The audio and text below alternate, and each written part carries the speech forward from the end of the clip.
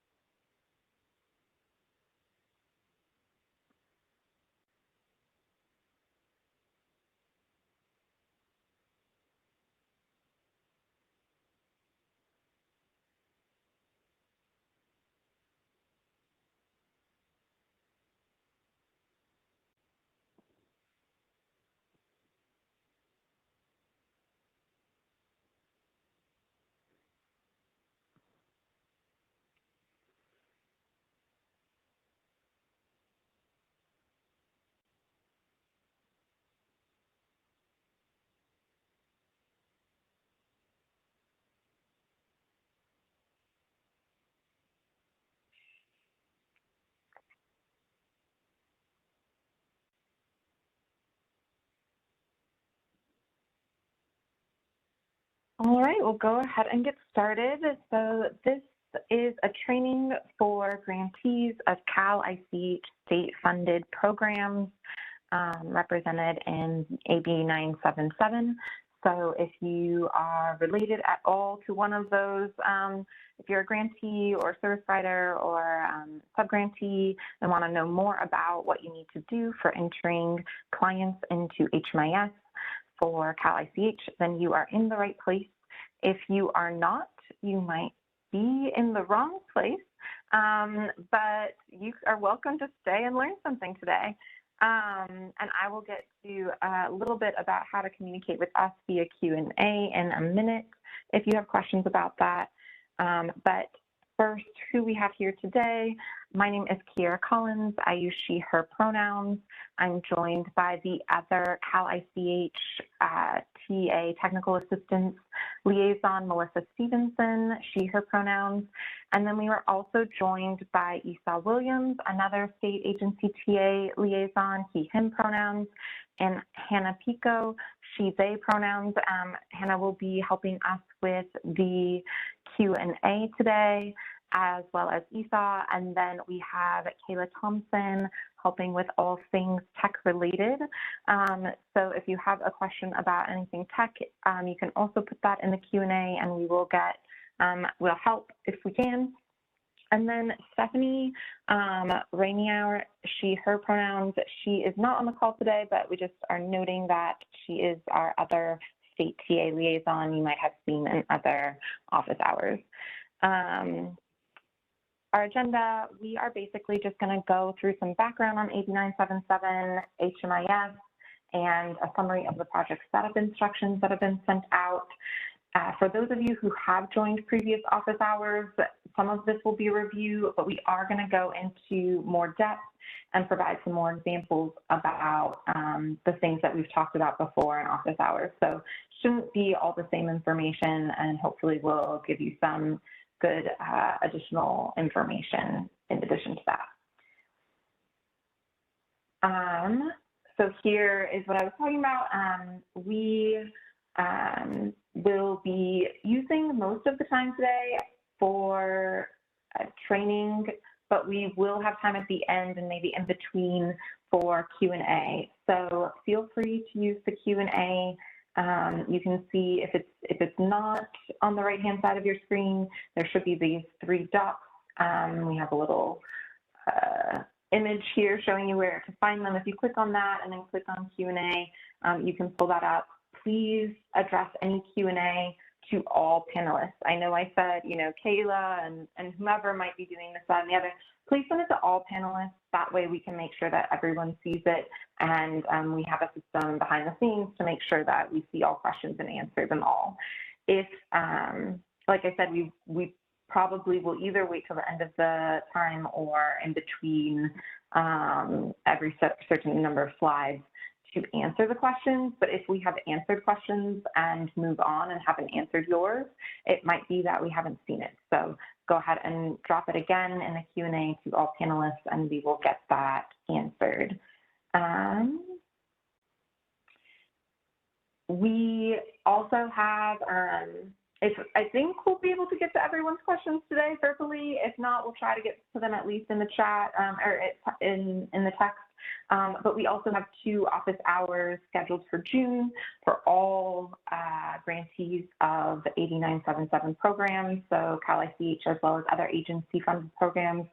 And you can bring questions to that as well. We'll go more about those dates and stuff at the end of this presentation.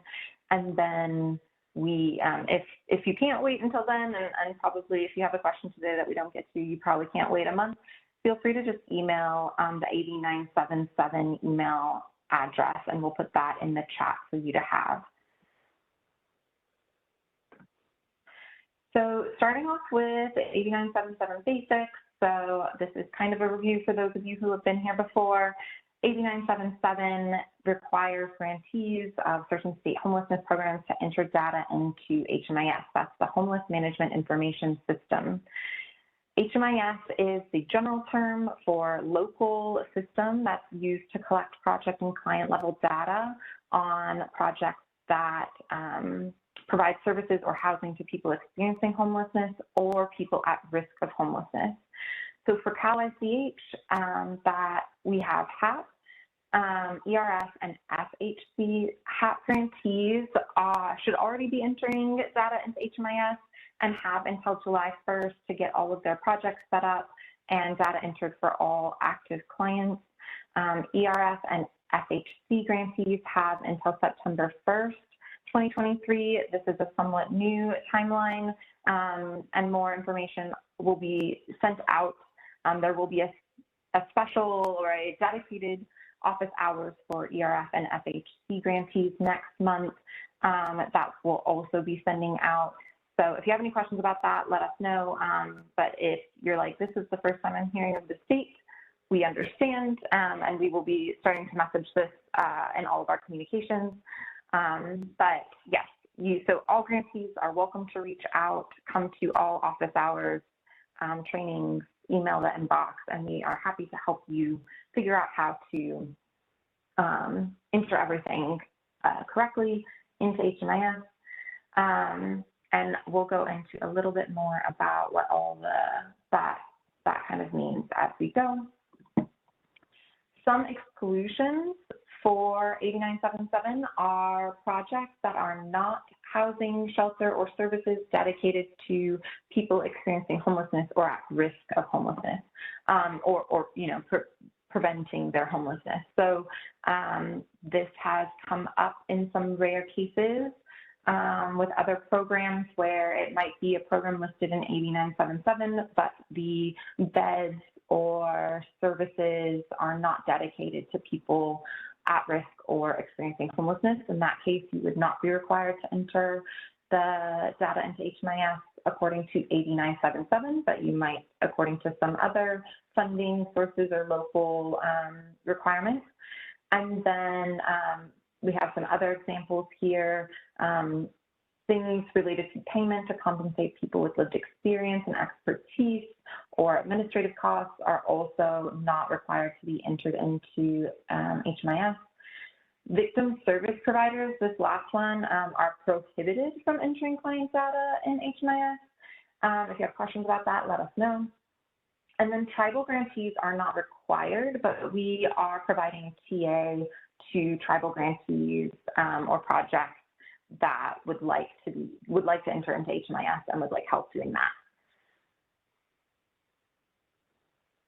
And so, any questions so far?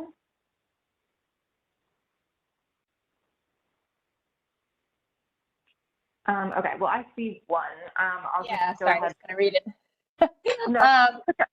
Yeah, I know we're going off of our plan here. Will the September 1st deadline apply to both ERF1 and ERF2? And yes, September 1st applies to all ERF and FHC. If you are a very new grantee, you have concerns about this, just reach out and we'll just discuss it with you. But yes, September 1 applies to all ERF and FHC rounds, or I don't know, it's rounds or stages. And I think then, well, I think maybe we should hold up on. There's another question Yeah. coming here. Let's table that until we get to the Okay. Q&A. So I'm gonna pass it over to Melissa. All right, let me just wrest control from you.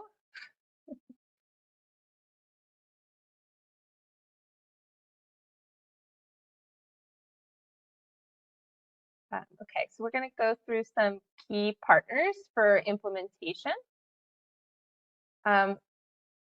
So there are, sorry, just trying to open, there we go. There are several partners that will all be working together, and we're all trying to accomplish the same goal, right? Which is implementing AB 977 compliance, which is just entering data into your HMIS so the state knows how these state-funded programs are operating, how they're performing, so we can get a fuller picture of homelessness in California. So we're going to briefly go over each role that you see here.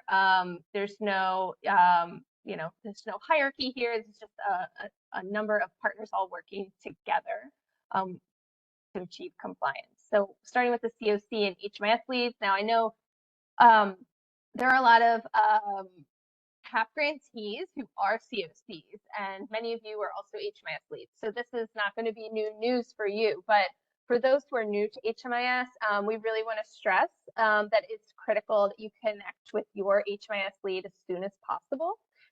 If you haven't already, because you really can't do this without them. I think this is going to be a small proportion of grantees from Cal ICH programs, but we've talked to grantees in a lot of the other programs affected, and this has really been a point where we're really trying to convey the importance of working with your HMIS lead. You really can't enter data into HMIS without them.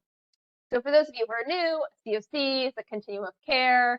I don't know that this might be new information to anyone here, but it's a regional or local planning body that coordinates around services and funding for people experiencing homelessness. So they designate the HMIS lead agency.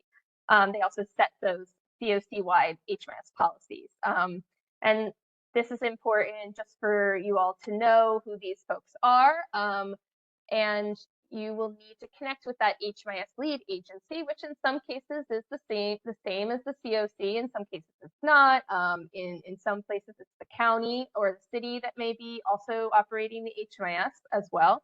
But they manage the HMIS on the COC's behalf. They contract with that HMIS software provider, or the vendor, as we usually say the vendor. They provide the licenses, if applicable, and training to the HMIS users. They set up the HMIS projects in most cases, and that will vary a little bit what they actually do from COC to COC, which we'll discuss later. And then very importantly for AB 977, it's the HMIS lead staff who are uploading that data into the state's HDIS. That's the Homeless Data Integration System. So that's where Cal ICH operates HDIS, and they're getting all of the data on these programs. So it's really important to connect with these people as soon as you can, if you haven't already.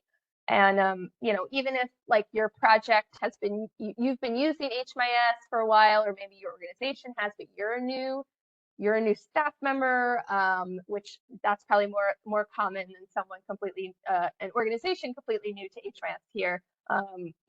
Please reach out to them, reach out to us if you're not sure how to do this. So then, of course, there's the grantees, you all, the providers, maybe some of you are providers as well, and the HMIS lead agencies. So when we talk about the grantees here in these trainings and in these office hours, we're referring to the entity that holds the contract with Cal ICH. So we're using this term grantee across all these programs, but that's really what we're talking about, is that organization, whether it's the county or the city or the COC, whoever has the contract with Cal ICH. And ultimately, they are responsible for ensuring compliance. per statute. But you as a grantee may not be the ones, or your staff might not be the people who are actually entering the data into HMIS. That may be delegated to another entity. So maybe there's a sub-grantee or a contracted service provider or some other organization who's actually interacting with the clients. Your job as a grantee is just to ensure that that data gets entered, but it could be someone else who is actually entering the information. Some data in HMIS is also, it says may, but usually there is some information that the HMIS lead does need to put in. It could just be the project name or just creating the project, but it will really vary by COC. It's almost all going to be related to project setup, not the client information. But for AB 977, of course, we need all the clients in HMIS, but the project setup is really important, especially the funding codes, and we'll get to that in a little bit later in the presentation. Cal ICH is, in addition to being the funder for all the programs here, also the lead state agency overseeing AB 977 implementation. So you're going to hear them come up a lot in the project setup information because they are the lead agency overseeing this implementation. They're also your funder. They contracted with us at Abt, technical assistance or TA, for the implementation. So again, Kira mentioned the Abt staff on this call, but we're working with the agencies, the state agencies, and the grantees, answering questions through the help desk, email help desk. We're providing these trainings and office hours. We're here to do one-on-one TA as needed, so that could be a call or a Teams chat or Teams call as necessary if you reach out and you need additional assistance. For Cal ICH grantees, it's going to mostly be me and Kiera, but there are other folks involved as well. Now, for those of you who are the HMIS lead, or maybe you've been talking to your HMIS lead, there are also a number of other Abt staff and a few contractors as well who are working directly with HMIS leads to help them from their side set up projects. So we're kind of coming at this compliance and implementation from multiple directions. So we're here working with grantees and answering their questions. And then we have a team of HMIS liaisons, we call them, who are working directly with the HMIS leads across the state. So you may hear from multiple people. So we're going to go through some project setup requirements, and a lot of this was covered in the previous office hours, but we're going to spend a little more time on the details now, and hopefully that'll answer some of your questions you might have. But if not, again, we're going to devote some time to Q&A at the end. So the key elements for project setup, and taking a step back for those who are new to HMIS, just to clarify, when we use the word project, we're talking about in HMIS, a project is a distinct unit of an organization that's set up in HMIS, and clients are enrolled in the project, and you enroll them to track the services or housing that they're receiving. So that's going to be different than a program. When we're talking about programs, we're talking about the funding programs. So in this case, it will be HAP and ERF and FHC are the programs. And each HMIS project has to have one project type. It can only have one project type. It's not, I believe it shouldn't be technically possible to have more than one or none. And that project type is based on the project activities, the type of housing it provides or services, and also in some cases the type of population served. So you as the grantee, you may be providing different types of housing or different types of services. You might be serving different populations. Maybe you're serving both people at risk as well as people who are experiencing literal homelessness. In those cases, you may need to set up more than one project. Now, I know a lot of the grantees here have been using HMIS for a while. from prior requirements from Cal ICH about HMIS. So just to take a step back, that a lot of what we're going through in terms of project setup is not implying that you need to create new projects if you've already done it, but we want you to make sure that what you have set up already is complying with these requirements. And then if you need to set up new projects, this guidance is also here for you. So the important fields to note for AB 977 compliance are around where you enter what we're calling funding codes, as well as the grant identifiers, or you might hear us say grant IDs. So these must be entered into the funding program fields in HMIS. These codes are important because they are going to tell us when we run, us and Cal ICH, when we run reports out of HDIS, what the funding program was. So we'll know that the project was a HAP project, or it was an FHC project, or it was an ERF project. And then we'll also know who the grantee was. So whether it's your county, your city, your COC, we'll be able to know from these codes rather than trying to pull out text from a project name or an organization name. These codes will allow us to look at the reports and see who's using HMIS. So that's why these are really the key fields in terms of project setup. So we want to make sure that those are correct as best we can. Now, projects can have more than one funding program recorded. We'll go through some examples later, but we've gotten this question a lot about projects that might have multiple types of funding. That's okay. And multiple projects can share the same grant identifier. So if you, the COC, are using your HAP3 funds for multiple projects, that's also okay. You can enter that grant identifier for multiple projects. Also including here at the bottom, a website for grantees that was set up for Cal ICH grantees, and a lot of the project setup instructions and the FAQ document that has been sent out are going to be posted. I think they should be posted there already. So that is a new here. If you haven't put it, I think you may have put it in the chat already. Yes. So please check that link for any new information. But we'll continue to email you as well. Okay, so for projects already entering HMIS data, and I think this is probably the majority of grantees are entering HMIS data.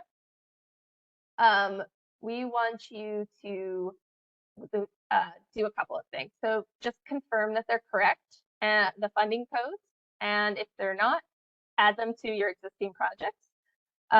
Also for the grant identifier, you want to confirm whether or not they're correct, and if they're not or they're missing, you add that to your project. For some projects, though, you might need to change the project type or create new projects. This is really going to depend on how you've set things up already, or there might be grantees who have not been using HMIS, so you're going to need to create new projects if you haven't been using HMIS. In some situations, you may need to transfer or re-enter client data. I think those are going to be probably rare cases for you, but if anyone is experiencing a situation where you've needed to correct your project setup and you need to transfer or re-enter client data, definitely work with your HMIS lead, or you can reach out to us. We can try to connect you as well. You would not need to do this just to add or edit funding codes, though. So adding or editing funding codes or grant identifiers would not require you to create new projects. This would only be if you realize maybe it's not set up correctly.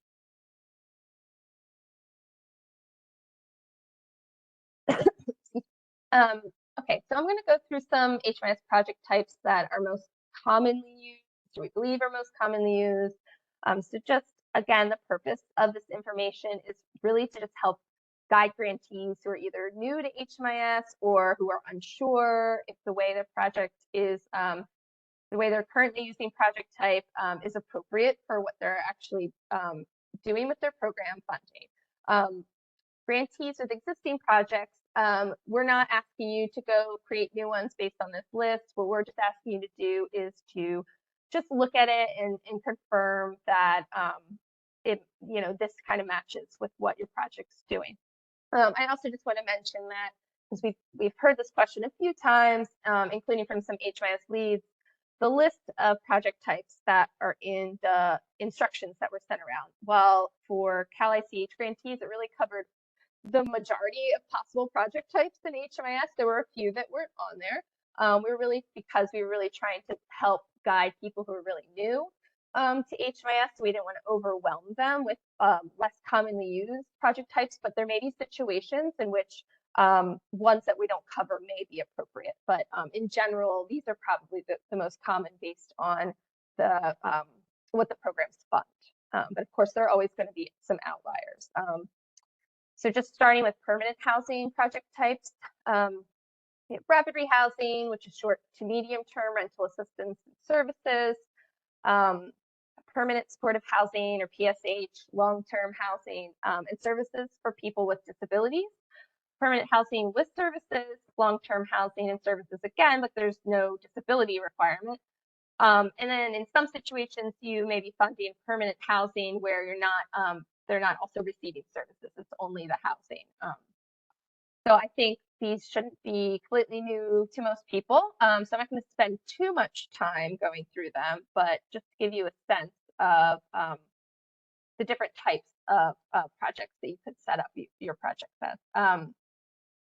There are also a couple of project types that are for people who are in shelter or a temporary situation, emergency shelters, which are temporary or interim shelter. It's in the name, but this important to note, if you aren't aware, that does include vouchers or payments for hotel or motels. So if your program, the HAP program, for example, is funding hotels or motels for people who are in your program, and whether that's through vouchers or paying for the rooms directly, that would be considered emergency shelter, because it is hotels being paid for by government is considered shelter.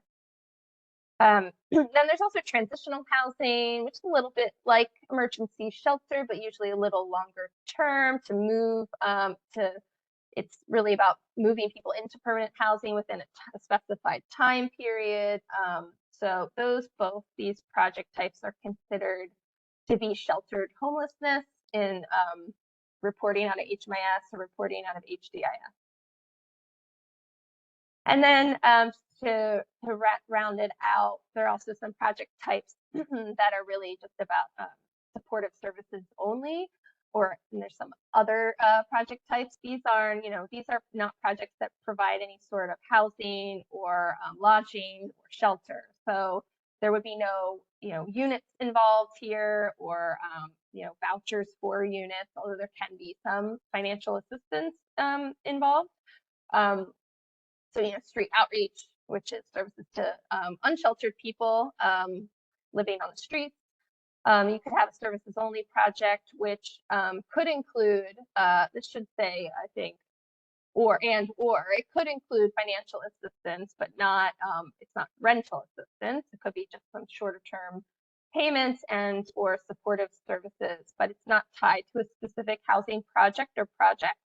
And then there's homelessness prevention, which are supportive services or financial assistance, but that's really meant to prevent a person from becoming homeless. And then at the bottom, I have a few other project types that do exist in HMIS. I have a little asterisk next to coordinated entry, but the note is just that I know that HAP funding, at least some rounds, if not all rounds, you can use a small percentage to fund coordinated entry projects. If you are using your program funding for the coordinated entry system, and there is a coordinated entry type project in HMIS, it would be appropriate to add the funding code there.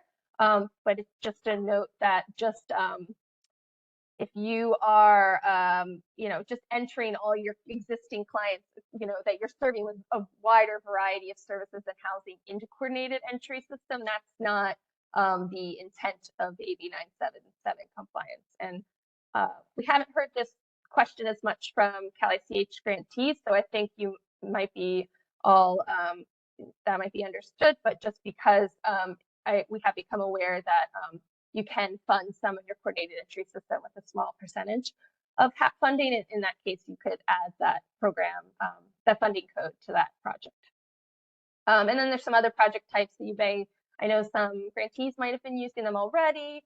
If you're not sure if it makes sense to use that project type, you can always reach out. But this list again is not meant to be exhaustive. So the HAP funding covers a very wide range of eligible activities. So there could be other situations in which these project types make sense for you. And then continuum projects. This is less, there's some other programs in AB 977 where this is much more of a question whether or not they are continuum projects, just because of the way the funding works. It's not always for people experiencing homelessness, who are experiencing literal homelessness at the time. But I won't read the full definition, but essentially any project that is dedicated to people experiencing homelessness in the COC, or the COCs covered by the HMIS, should be marked as continuum projects. It's not restricted to a certain type of funding. A continuum project does not mean that it only projects that receive COC program funding. The federal HUD COC program, that's not what a continuum project is. It just identifies the projects that are dedicated to people experiencing homelessness. So they'll be counted in all the reporting to HUD. That's the key there. So the question has come up about projects that are dedicated to people at risk of homelessness. In most situations, they're probably going to be prevention projects, or maybe some other supportive services. The intent is to help people maintain their housing. Those would also be set up as continuum projects. If there are situations, and again, I think this is more common for some of the other programs impacted by AB 977, but where there's a housing project, a housing development project, that is not specifically dedicated to people currently experiencing homelessness, but they are restricted to people who might be at risk.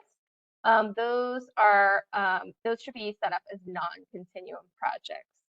So I know this is like a lot of words about continuum projects, and it gets can be a little confusing. So if you're not sure, please email us, but I would say the vast majority of your projects are going to be continuum projects, and that is important to count them as such, because we want those to be counted in all of our reporting about the homelessness system. So those would all be counted as part of this homelessness system. And then, so a few more fields that are important to note. The operating start date, that's the date your project first began providing services and are housing to clients. This is important to note here because we've gotten some questions about whether a project that may have opened many years ago, but then the HAP funding didn't start for that project until recently, that's okay. The grant funding from the CalICH program doesn't have to have started when the project first opened its doors. That is fine, and we'll get to where you enter those grant start dates in a few slides. The other thing to note is that your project's operating start date, it can't be on a date after the first client's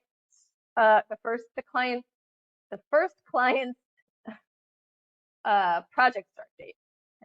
So a mouthful, but you can't have a client who has a project start date before the project actually opened. So that's key there. And then with the operating end date, you'll just leave it blank until the project ceases providing services or housing to clients. So it's not about when the HAP or the ERF or the FHC funding ends, it's when the project actually stops serving clients. So now we're on to the funding codes and the grant identifiers.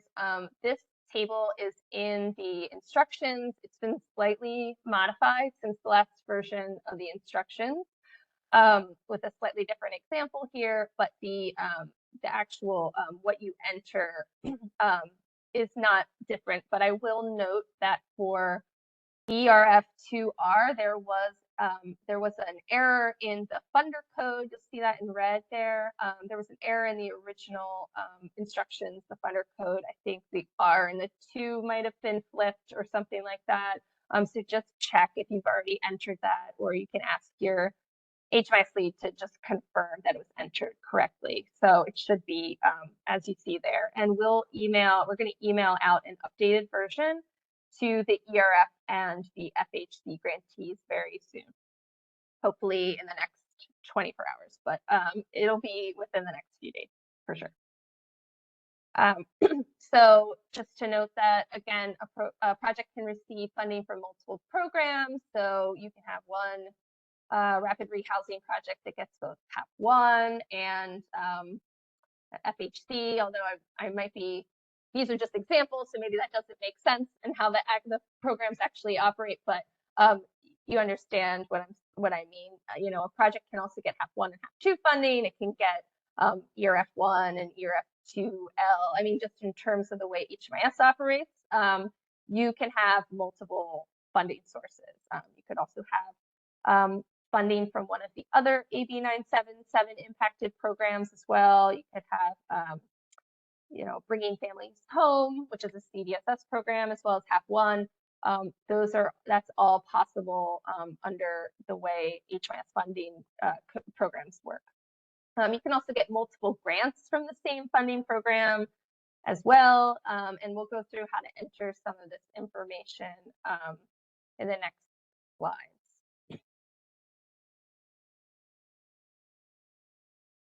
Okay, so this is a screenshot from a commonly used HMIS software in California. It's really important to note, if you, and I think we've said this before, and we will probably continue to keep saying it, that different vendors' software looks different. So while they are required to collect certain data elements with certain field response options, they might look a little different. The screen is gonna not necessarily be laid out like this. So do not be alarmed if this does not look like your HMIS, but for many of you it will. It should look like your HMIS. So I found this on their website recently. If you think this is your HMIS software, we can maybe send you the link. They have some AB 977 information on their website as well. But just to note that the fields with the red numbers next to them, those are the ones that are key for AB 977. So the ones that don't have the red, so you'll see at the top, there's a name, there's a funding start date, a funding end date. Those are not fields we're looking at for AB 977, and in fact, they are not being pulled into HDIS either. So if you're using a different system, there might also be some fields in your HMIS that are not specifically considered HUD data elements. In that case, they're not going to be pulled into HDIS. So that's important to note. But make sure that you are entering the funding codes into the right, either it's a drop down or it might be an open text box. So we'll go through them now. So the 2.06.1, the funding source, that is a drop down or pick list where you would select the local or other funding source. So for all grants under AB 977, you're always going to be selecting local or other funding source, because that will lead you to an additional response option that in some HMIS might be an open text box, and in some it is a list that your HMIS administrator needs to set up in advance. So, excuse me, set up in advance. So they would have to configure that pick list for the funding source if it's a dropdown. So if you don't see your funding code for your program in that dropdown list, that's 2.06.1a, funding source non-federal, talk to your HMIS lead and make sure that it can be configured in the system. And in some other systems, you may need to type it in. So on the next slide, I'll show you an actual example of what those codes would look like in the system. And then down at the bottom is where you'll enter your grant identifier, or the grant ID, and you'll follow the project setup instructions there and just enter it following the example in those instructions.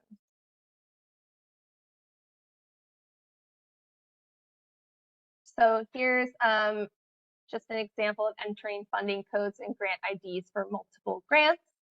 So the one on the left would be if your project receives say you receive HAP3 funding, but you are receiving it from both the county and the COC. So I know there are there's some projects that are getting funding from both their county's HAP3 grant or HAP, one of the HAP rounds, as well as the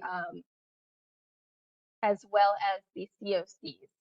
So this isn't going to be everybody, but in that case, you would enter it twice because they are two different grants or contracts. And we want to know that both the COC and the county are complying with those grants. Those projects funded by those two different grants are complying with AB 977. So you'll see that the funding source non-federal field, the one that says CA-CalICH-HAP3, it's the same code in both examples. So that would be one project that's receiving that HAP3 funding from two different grantees. And then when you get down to that grant identifier section is where you enter the grantee ID that identifies the county or the COC, as well as the contract number. So I feel like this is a lot of just information I'm throwing out there, but we will also, I don't remember if Kara said this, but we are also going to distribute the slides and the recording. So you will be able to actually just like look at these slides on your own time. So it might make more sense then. But the point is that you can enter multiple funding sources and you can enter multiple grants into HMIS. So do not be concerned if you have a project that's receiving multiple funding sources and multiple grants. And then we will be generating reports from HDIS once the data is available, and we'll be able to review those and see which grant IDs are appearing and compare to our list of grantees. And the point of that in the immediate short-term future is going to be just to figure out if there are grantees that are having trouble entering that information. And then we and the state agencies and the HMIS leads and the Abt HMIS liaisons, we're all going to work together to try to find out what the problem is. So we're all going to work towards that compliance to help make corrections to the data. So I don't want to spend too much time on inventory, but it is very important in HMIS and in HMIS reporting. Anyone who's an HMIS lead knows how important inventory can be for their reporting to HUD. So it's really about entering the number of beds and units that are available for occupancy on a typical night. It's just for certain project types, the ones that actually have beds and units, so consider residential projects. Some projects you might have a fixed number of beds or units, it's a building, you have 10 rooms, and that's how many it is. In others, it's going to be using vouchers. So it's not a fixed number of beds or units.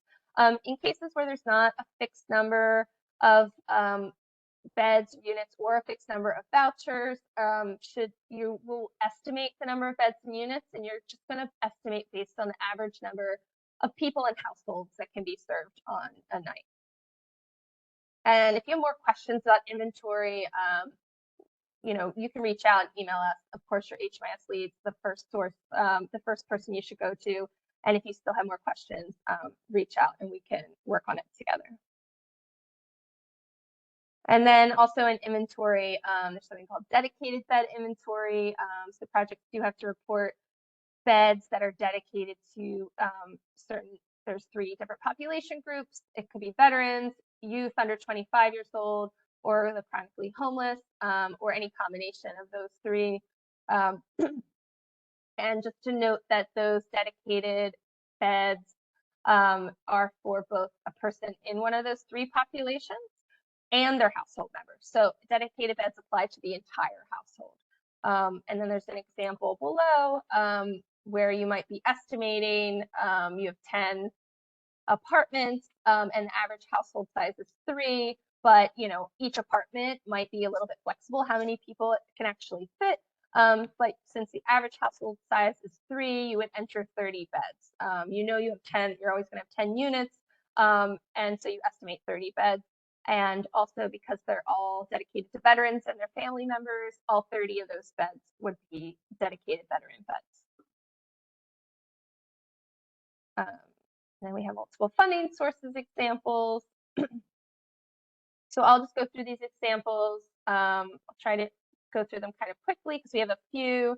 But so in this example, Valley View Apartments receives funding from the county's HAP1 grants. So they would need to work with the lead to enter the funder codes for both HAP1 and HAP3, and then also enter the grant IDs for both their HAP1 and their HAP3 grants. So you can see those below. So another example is Sunshine Shelter receives funding from FHC as well as a federal program, the Emergency Solutions Grant, or ESG funding, which again is okay. A project can receive funding from multiple sources. They have already set up that project in HMIS because they were received, with the ESG funding. So it's already in HMIS when they go to enter their FHC funding codes. All they need to do is work to add that FHC funding code to the existing project. So we're not creating a new project. And then make sure that the grant identifier for that FHC contract is also entered. Excuse me. And then a third example would be a street outreach project that also, in this case, receives HUD ESG funding and has been set up in HMIS since 2020. So they started receiving that ESG funding back in 2020. The project was set up then because ESG requires you to use HMIS. But then the city started receiving an ERF grant in July of 2022 and is using that to also fund the street outreach project. So the outreach project is currently receiving both that ESG funding as well as ERF to operate. So again, you would not need to create a new project just for ERF. You would work with the HMIS lead, or you may enter that information yourself to add the ERF funding code to the project that already exists, and then also add the grant identifier for that ERF contract. So the project operating start date was back in April 2020, but the ERF grant start date would be on July 1st, 2022, because that's when that ERF grant started funding the project. We also leave the grant end date blank as long as the project is continuing to receive that funding. And also the project's operating end date also remains blank until the project is no longer serving those clients. And I think Kiera's going to take over now. Is that right, Kiera? I am, and I am taking control back. So I do want to say real quickly, I have answered a couple easy questions in the chat. I think we'll wait till the end because I think we might answer some people's questions in this next section. We have a few more slides, and then we will plan on getting back to trying to answer your questions verbally. If you do feel like we already answered your question, you can just shoot us another Q&A saying that we answered it. And if we don't see that, then we'll assume we should keep, going back to that at the end. So client data requirements. So we're going to talk about universal data elements and common data elements. We've mentioned these before. Universal data elements are things that need to be entered for every client, but the fields that need to be entered might vary by project type or household member. So these things include things like name, veteran status. Veteran status is something that's only required for adults. So that would be something that would change based on the age of the client. Project exit and start and exit date are required for all household members. And then housing move-in date is only required for heads of households in permanent housing projects. So example of kind of household member not just being age, but being, head of household or not. And then the type of project being a permanent housing project. Obviously, projects that don't have move-in dates or move-ins wouldn't have that field and wouldn't be required. So grantees must enter all universal data elements for all clients who are actively enrolled on July 1st, 2023, as well as all clients who enter after July 1st. So that means that projects that started a couple years ago, and let's say there's a client that's still active on July 1st, but they entered in 2021, we'd need all of these universal data elements that are applicable for that client, project type, household member to be entered, even if you're entering them today or, in a week.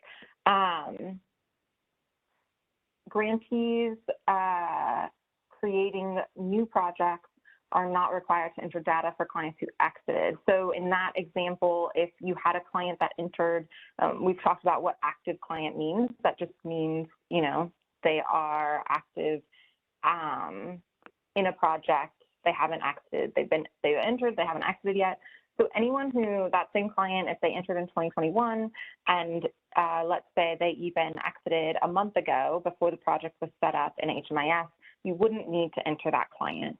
And then going forward after July 1st, anyone who enters the project for however long needs to be entered in HMIS and exited. And all of those dates need to, as kind of Melissa has already gotten at, need to be appropriate to the actual dates that clients entered and exited. Hold on. Okay, so then common data elements. These are collected for most programs participating in HMIS. And are required for, the applicable project type. There are different fields for different points in time. So like enrollment versus annual assessments or updates or project exits. And some common data elements are collected at all of those time points. So the reason that we mention this is because kind of going back to that example of the client who entered in 2021, they would not need to, if you did not know some of these common data elements for a client that was enrolled a long time ago, you would not be required to figure out or make up, definitely don't make up an answer to enter here. If you did have that information, if you have it somewhere in another system in some other sort of record keeping and you want to enter it, you definitely are able to.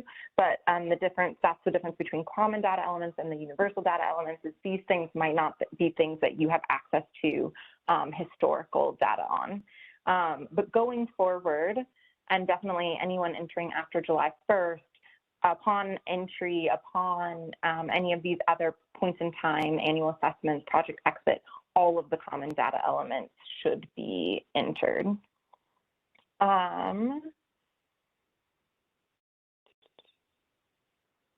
am just making sure I got to everything. The only thing here noted in that bottom bullet is just the difference is if we do have people on the call that have ERF or FHC programs, that date would be September 1st. But all the same things that we're talking about, just with a different date. And I would say that, you know, it's those dates are the goal to have everything entered by, project setup and clients entered. Once you have a project set up, you should start entering all clients and client information after project setup is a good rule of thumb. So this table is in the project setup instructions, and it's taken from the HMIS data dictionary, so you can find it there as well.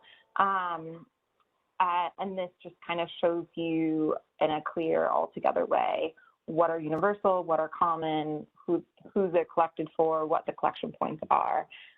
Feel free to ask questions about that here, but they're also you can reference them in those other locations.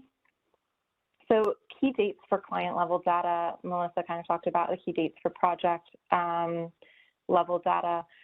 And there's some similarities. So the project start date should be the actual date the client received services or housing from the project. The client exit date should be the date the client exited the project or stopped receiving services from the project. And then for those projects, permanent housing projects with where a move-in date makes sense, then the date the client moved into permanent housing should be the actual date they moved in. And so, hold on, okay.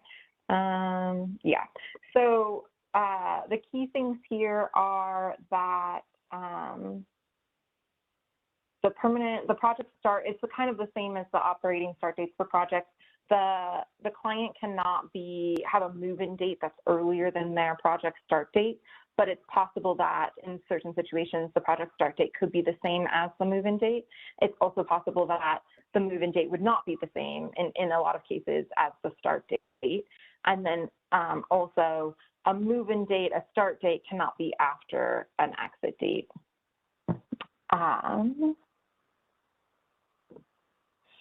And then we talked about this, active clients, anyone currently enrolled in the project.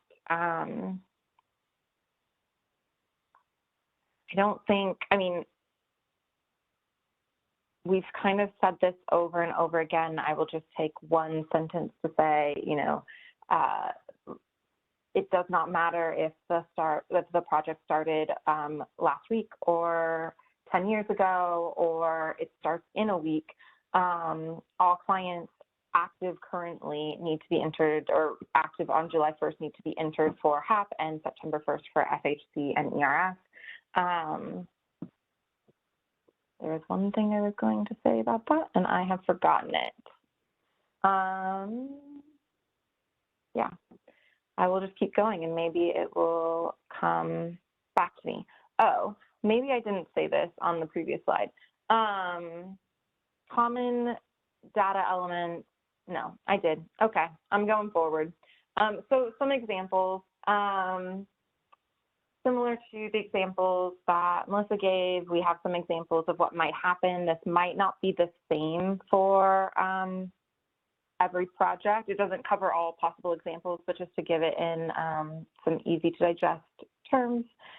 So if a client is referred to a project, meets with the case manager, and of a HAP-funded permanent housing with services project to discuss their service needs, and then an apartment is identified for the family but is undergoing repairs, so they're not able to move in immediately. And so the family then moves into the apartment on a couple weeks later, and is still in the apartment on July 1st. What they should be entered at it as is project start date would be that 5/11 date, the date they started receiving services from the the permanent housing with services project. The housing move-in date would be June 1st, and then the project exit date would be blank, assuming that they are still in the apartment on 7/1. One thing, that I was going to mention on the universal and common, or the common data elements, is that although the housing move-in date needs to be for the, let me just go back.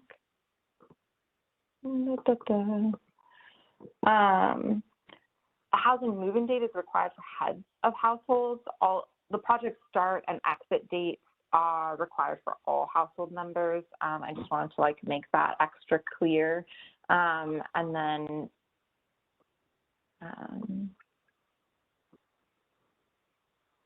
so in this case, this would be assuming, the head of household would have that move-in date for sure. Example 2, a county uses FHC funding to operate a permanent supportive housing project, and the client moves into the unit on April 1st and begins receiving supportive services that same day. And then they continue to meet monthly to coordinate services, plan for housing stability, and they are still in the unit on 9/1, which includes 7/1. The project start date, this is an example of where the project start date and housing move-in date will be that 4/1, the same date, but it can't be ahead of it. So we keep saying this because we've gotten some questions about whether, funding and stuff. Funding dates don't have to be the same as project operating dates. And so the project operating dates need to be the actual dates that the project currently is in operation, and therefore any client move-in dates need to be within the project operating dates. So that's why, here this is okay, but you couldn't do it a different way. You couldn't have a move-in date before a start date. You couldn't have a client start date before a project start date. And then our last example is a county using HAP funding to operate a rapid rehousing project and a homelessness prevention project. Remember that even when you're using the same funding, if they serve different populations or they're different project types, you need to have 2 different projects set up in HMIS. So the client, the family, is at risk of losing their apartment, and so they enroll in the homelessness prevention project on 7/1/2023. Despite the attempts to stabilize the family is evicted on 9/1. The family then enrolls in an RRH project on 9/2, working to find a new apartment that they move into on 12/1. So also something to note is that obviously some of these dates in the future, you wouldn't have these dates today, but just thinking about how this would look going forward, that client, that family would have a project start date in homelessness prevention of 7/1, and then they would be exited from that the day they lose their housing. And then the rapid rehousing project start date would be 9/2. That's the date that they started working with the project and getting to find a new apartment. And then that move-in date would be the 12/1, the day they actually moved into an apartment. In this example, we don't have it on the slide, but it's possible that starting on 9/1, when the family lost their housing, that they could be enrolled in another project, either funded by an AB 977 program or another program. So they could be in an emergency shelter. They could be in some other sort of project that could overlap with the rapid rehousing services portion, that 9/1 to 12/1 time frame. But it's also possible that they might not be in HMIS at all or in a project at all while they're in the rapid rehousing. Maybe they are staying in their car or on the street or at a family member's house or something like that. But just to note, so in this case, we're not acknowledging that there might be another emergency shelter or service project that they're staying in, but there could be. So I'm going to briefly go back to talk about our office hours that we mentioned at the beginning. We will drop those registration links in the chat as well. But as we mentioned, there's going to be 2 next month. They are for all grantee, AB 977 grantees. So that will include the Cal ICH programs, but that will also include the other state agency funded programs. And then there will be 1 office hours specifically for ERF and FHC grantees that we will be sending out a registration link soon to you all. And then I will we'll get to some of our questions. So that's the end of what we have. If you have, we will start answering the questions we've already received. If there is more questions, feel free to put them in the chat, and that is what we will be spending the rest of our time, 25 minutes here today, talking about. So Melissa, is there one that you're ready to? Yes, I will go through. I think I'm going to go through a few questions and then turn it over to Kira to answer a few questions. So I'm going to start with, we have a question that is, we have 2 housing projects that we are receiving that are funding with TAP funds. One is a, I'm gonna maybe not read the specifics, but just so it's more applicable to everyone, but it's a project that is set to open until December 2023. Another is a low-income housing project that is going to serve both people who were homeless as well as other low-income individuals. So the question is, would either or both of these projects need data entry into HMIS?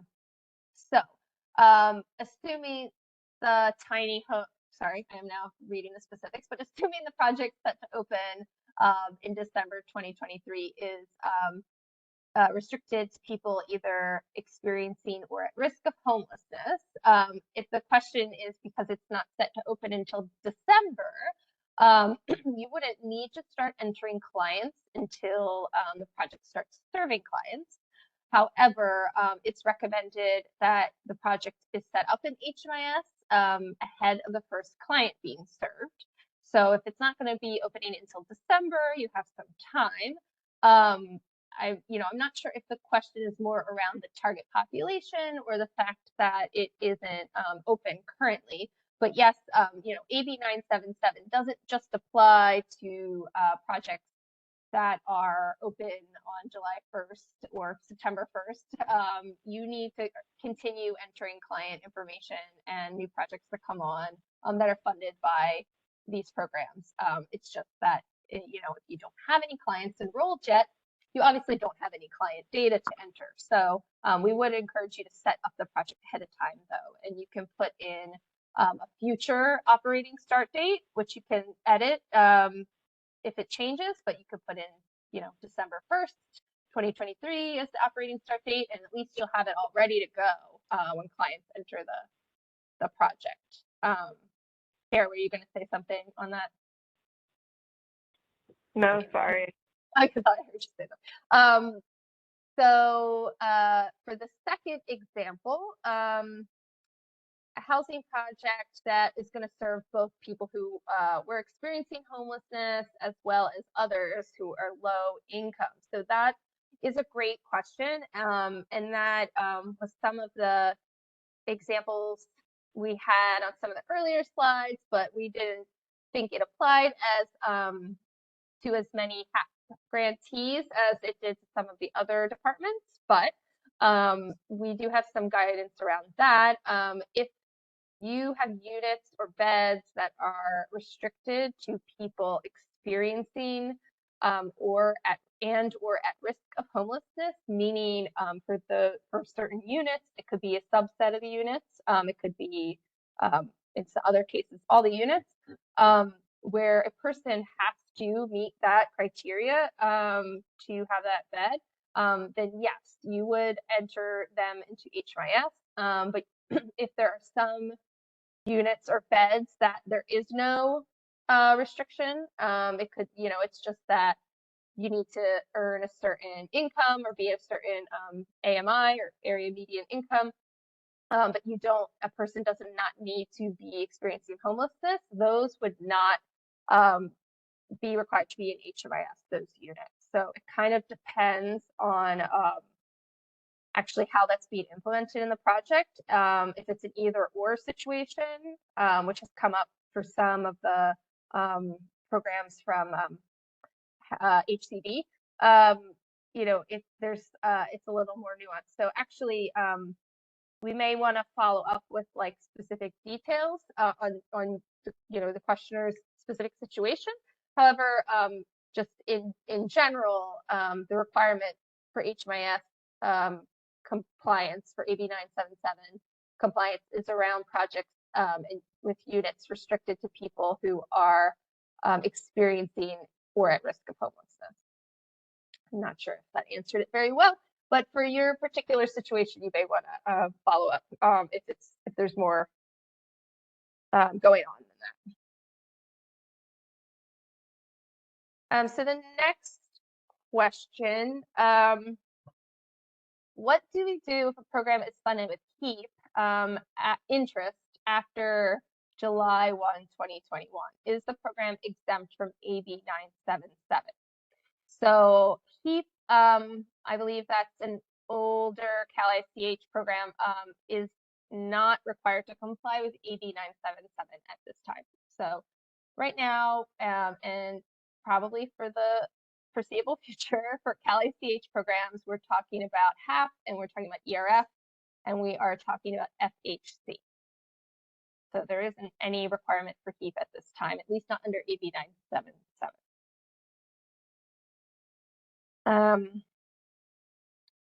So the next question is, we have a shelter hotline that is set up as a coordinated entry project.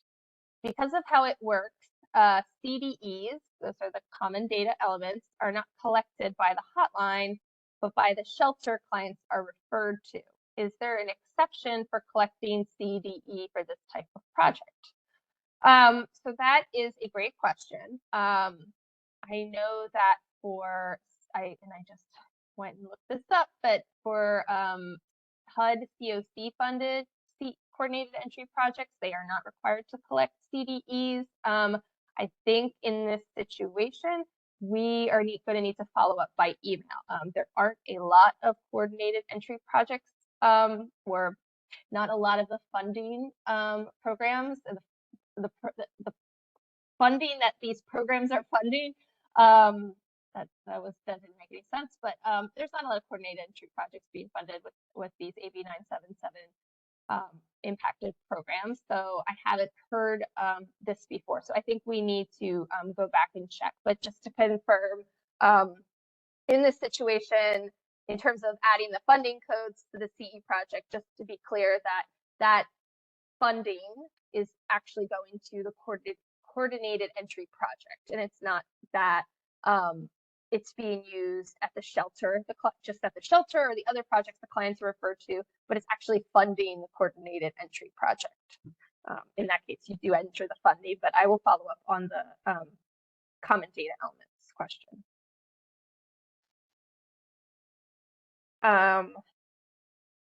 The next question, are there opportunities for one-on-one meetings, I assume, to review our projects and set up to ensure we'll be in compliance?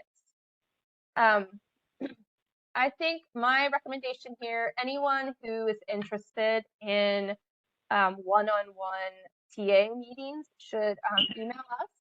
And if you put as many details as you can in the email so we can figure out who are the best people to be on that call, because sometimes it might make more sense for you to meet with our Abt HMIS TA team, because they're working more directly with the HMIS leads.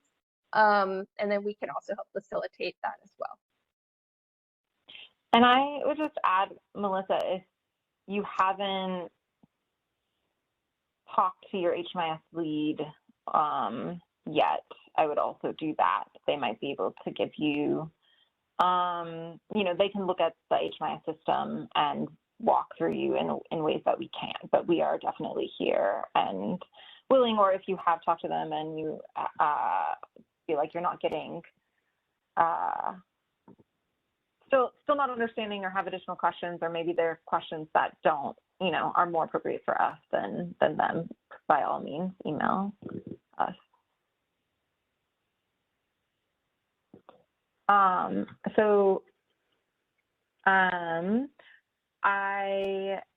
I'll take the next one. So about the other funder codes. So I'm gonna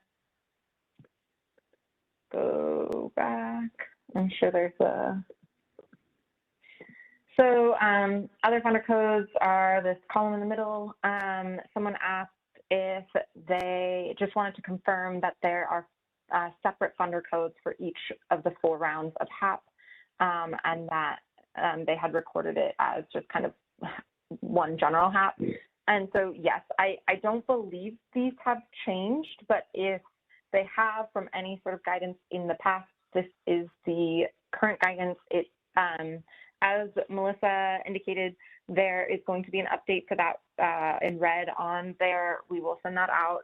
The project setup instructions will change slightly to indicate that and to have a different example, but the HAP other funder codes haven't changed from what's currently up there. So what's currently have been sent out to you all before, and what is currently posted on Cal ICH's website for the HAP funding codes is correct. So there's a different funding code for each of the 4 HAP rounds. And then kind of related, how do we record a Cal ICH grant ID for HAP rounds that are joint projects? For example, when HAP funds were applied to, when rounds of HAP were applied jointly by a COC and county, or a city and COC, et cetera. How do you record a funding source received by more than one COC, county, city? Melissa? Yeah. Yeah. That's a good question. So go ahead. No, go ahead. Well, I was just, I'm trying to, maybe my brain is having afternoon brain, but I think that, is this a case where it would be 2 separate? So that's a good, yeah, so I think there are a few different, and we apologize, we're on East Coast time, so we're definitely on late afternoon, early evening brain. But I think there are a couple of different situations, right? There are some projects that get funding from separate contracts, like one contract with the COC and one with the county. And then I know there are also, for HAP, there are these joint applications where the county and the COC, maybe multiple entities like that, could apply together. So we should confirm exactly how that works, but I think it depends on, if there are multiple contracts, one for the county, one for the COC, yes, you enter both of those separately. Is that what you were going to say?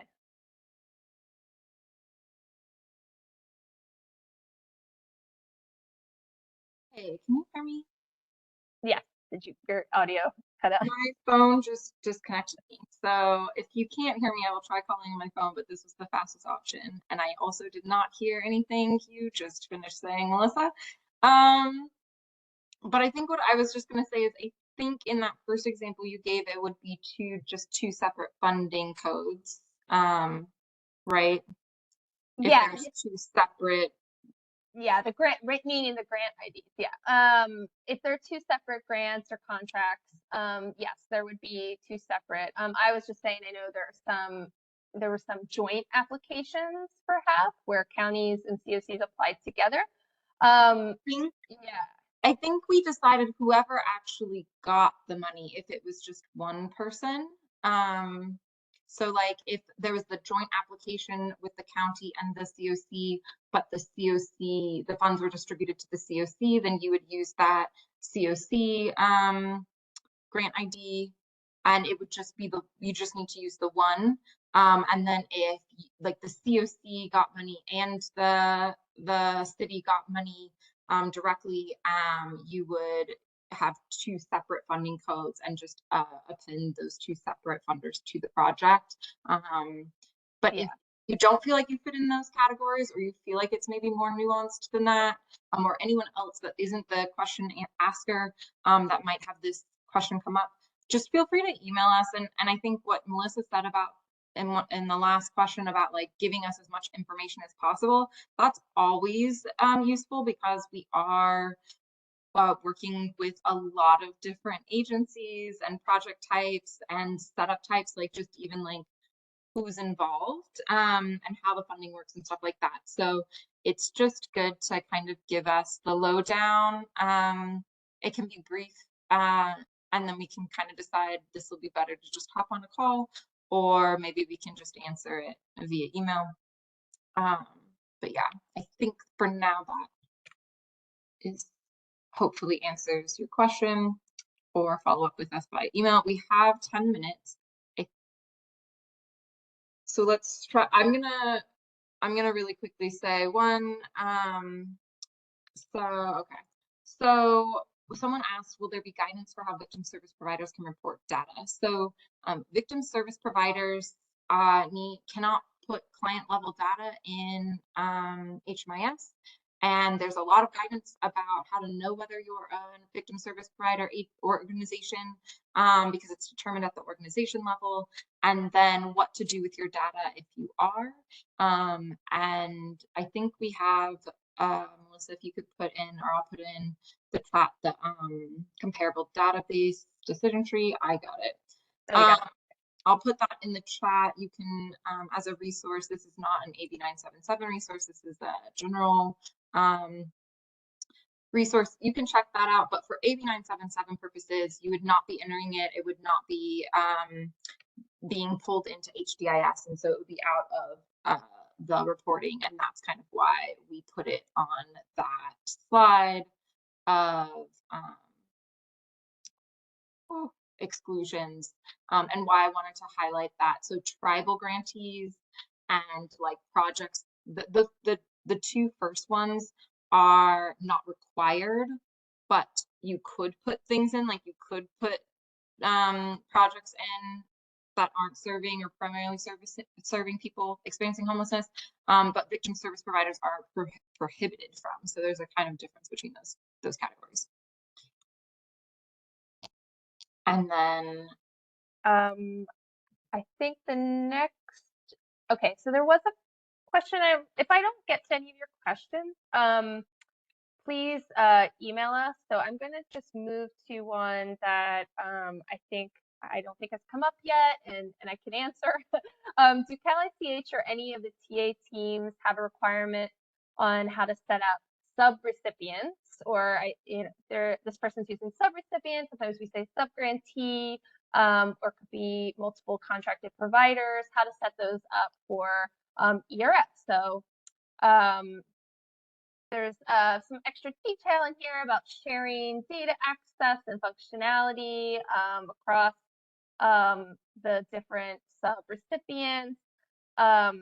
Is it okay to have data all in a single HMIS project? So same population, same project type, same grant, just splitting the work amongst two subcontractors.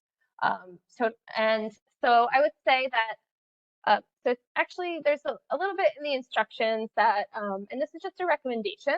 So Cal-ICH recommends that grantees that are setting up new projects, so you don't, let's say you're going in fresh and you haven't put these ERF projects in yet, and there are multiple sub-recipients or sub-grantees, that you would create separate projects for each sub-grantee or sub-recipient or contracted provider. And the reason for that is to support the grantee in being able to monitor compliance. In that scenario, the assumption would be that the sub-grantees or sub-recipients are serving different clients, so you'd split them out. If the way you're operating though is that there are multiple sub-recipients like sharing the same clients for whatever reason, in that case it might make more sense to just have that one project. But again, what's in the instructions, that's a recommendation. So if you've already set up one project and you have multiple sub-recipients entering data for all clients, and they're both kind of sharing the project, and that works better for you, we recommend, you know, making dramatic modifications. Also, if you have more questions around that, there's more to that situation. Again, you can definitely email us and we can talk about it more. Let's see. Just have one question left, Melissa, and if we are using one-time funds for purchase/renovation, how long would a program need to report in HMIS they will not receive ongoing funding? So we have not heard those questions from Cal ICH grantees. However, there are some similar situations with HCD programs. So, you know, assuming one-time funding, you know, in this case, you're saying renovation, but it could be development costs.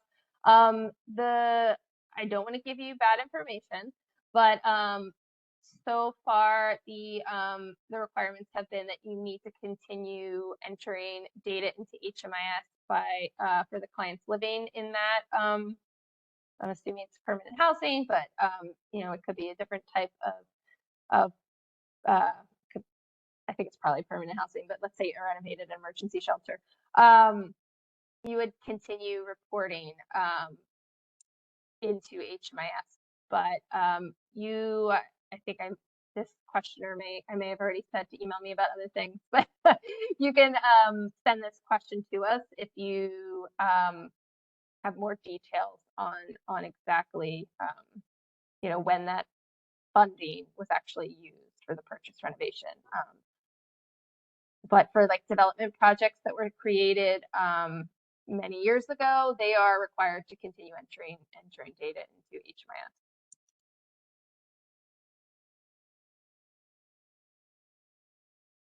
I think here were those all of our questions. Yeah, that's all I'm seeing.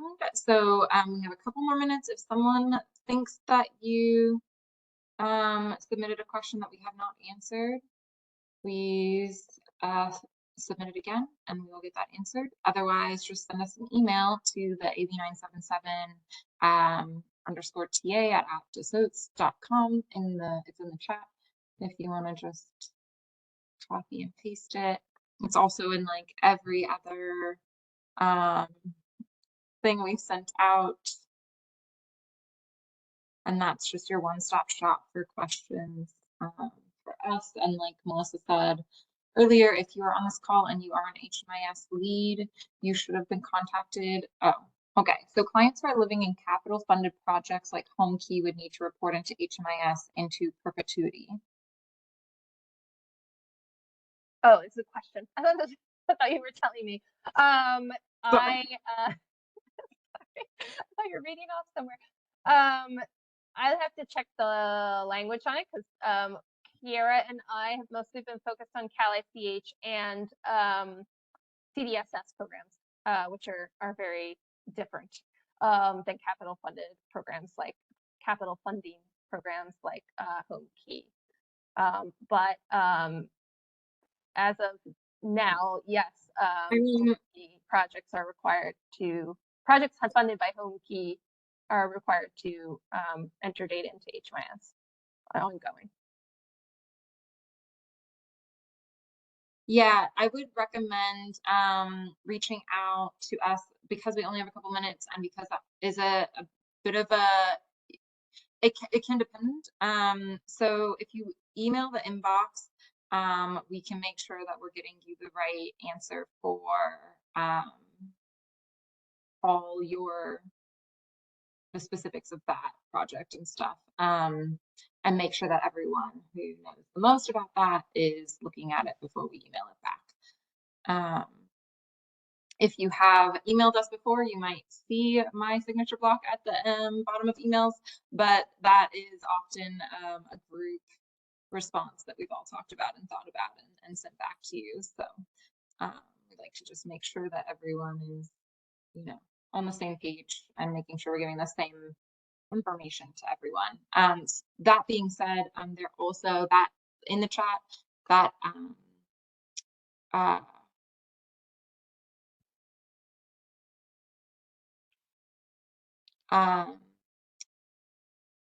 the Cal ICH data reporting website has a frequently asked questions document for all programs that you can go and look at.